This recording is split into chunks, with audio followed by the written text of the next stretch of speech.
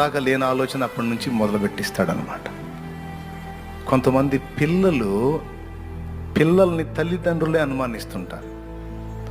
వాస్తవంగా ఆ బిడ్డల మనసులో అలా ఉండదు.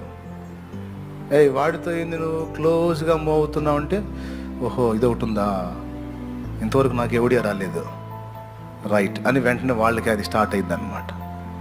తప్పు. నేను ఒక సూత్రం చెప్తాను, నీకు దమ్ముంటే ఆ పని చేయి, అప్పుడు ఎంత కార్యం జరిగిద్దో చూడు. దేవుణ్ణి నమ్మి దేవుని మీద ఆధారపడి నువ్వు చేసే భద్రత నువ్వు చేసుకో, కాదని నేను అనను.